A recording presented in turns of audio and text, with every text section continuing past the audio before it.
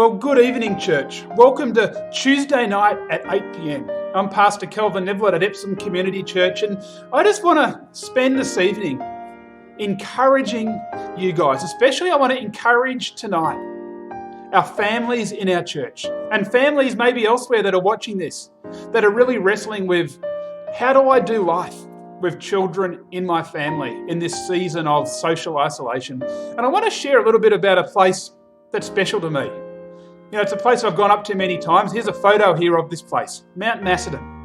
And here I am after riding my bike up there with two of my good mates, Tony and Neville, and a big shout out to you guys.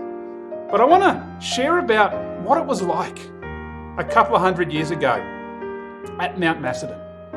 You know, Frederick McCubbin's a very famous Australian painter. And his painting, The Pioneer, is one of the classic examples of Australian art. You know, this piece here is actually kept at the National Gallery of Victoria, and I've gone and actually checked out this painting before with Hannah, and it's a fantastic image, and when you see it in real life, it is so much bigger than we imagine. But it really challenges me and reminds me of how hard life must have been for the early European settlers. And what really challenges me is, it's about how did they go about bringing up their children in such a hostile and isolated life? How did the children come to learn about Jesus? How did the children learn what it is to be a disciple of Jesus? You know, there would have been no programs available for those families to plug into, no resources they could have looked up. There was no how-to books about how to disciple your family.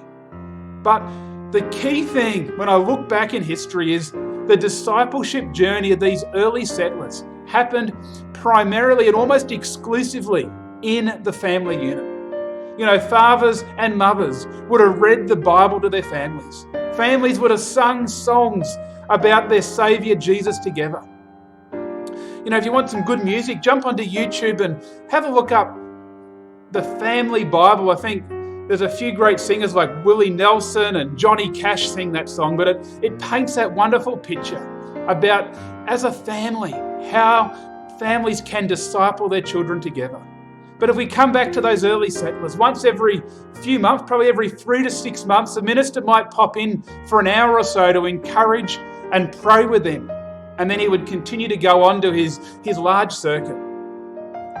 But the key thing was, discipleship happened first and foremost and almost exclusively in the family unit, in those early settlers that were living so socially isolated from the community. You know, those early settlers, they couldn't farm out their children's spiritual development to somebody else. They couldn't enroll their children in the latest children's ministry program. The discipleship of their young children happened at home. You know, in one of the great texts of the Bible, Deuteronomy chapter 6, verses 4 to 9, it actually describes what a disciple-making family unit looks like. And this is what it says in Deuteronomy. It says this, it says, "Listen, O Israel, the Lord our God, the Lord alone, and you must love the Lord with all your heart, all your soul, and all your strength. And you must commit yourselves wholeheartedly to these commands I am giving you today." And this is the key here in verse 7. For those people with children, young ones in their care or youth in their care, it says, repeat them again and again to your children. Talk about them when you're at home and when you're on the road and when you're going to bed and when you are getting up. Tie them to your hands and wear them on your forehead as reminders. Write them on the doorposts of your house and on your gates. You know, it pushes this back onto the parents of these children to be actually sharing with them regularly and consistently the story of our Saviour Jesus Christ, the story of God. You know, today as parents, we are so blessed to have some fantastic resources on the internet that we as parents can use to bring up our children in the way of the Lord. And I've been encouraging some of our families to jump onto our Kids Club little Facebook group and share some of the resources that you're finding together with each other so that we can encourage one another as parents to be able to disciple our children in this season of social isolation. But the key thing that I keep taking away from reading Deuteronomy 6 is the responsibility for our children's spiritual development is first and foremost ours as parents. It's not something that we can farm out and expect someone else to do. The responsibility for our children's spiritual development happens in our own family home. The cream are the other things that we might be able to plug into later. But we as parents need to model it to our children. We need to speak about the ways of God to our families consistently and constantly. As Deuteronomy says, talk about these things of God when you're at home and when you're on the road and when you're going to bed and when you're getting up. Hammer them around your house, stick them on posters around your house, on doorposts, so that everyone will be hearing this grand story of God in your house, especially your children. And the reason we do this is, as the proverb says in Proverb 22:6, direct your children onto the right path, and when they are older, they will not leave it. And the bonus, and I love bonuses, but wait, there's more, as the ad used to say. The bonus for us as parents is, as we share our faith with our children, we too will grow. We too will come to a better understanding of what it is to actually follow Jesus. I remember back when I was at university, I really struggled with statistics. I think it was called biometrics because it was about biological statistics. I was so hard to understand it all. And then I had a bit of an epiphany when something happened. Rather than trying to remember it all, I actually started to try and help others like myself who were struggling. And you know what happened? As I tried to help others and actually communicate these principles I was trying to get my head around, it actually became natural for me because I actually learned how to communicate it to somebody else. And I grew exponentially in my ability to do statistics.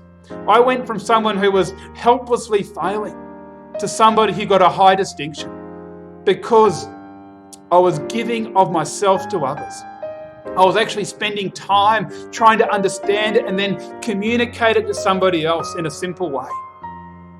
One of the best ways to become better at something is learn how to teach someone what you are learning. It's the master and the apprentice model. And families, parents out there, we have this great story of God. Tell that story to your children. Tell it in simple ways. And you will discover your faith will grow. It will get so much deeper for yourself. And your children too will grow and thrive in their relationship with Jesus. Those parents out there listening tonight, keep investing into your children. Keep sharing the story of Jesus to your children. And find different ways of doing it. If you've got a children's Bible, don't be ashamed to read it. I get more out of a children's Bible sometimes than I do out of an adult's Bible because I'm hearing it in a simple way and I can communicate it to my children in a simple way.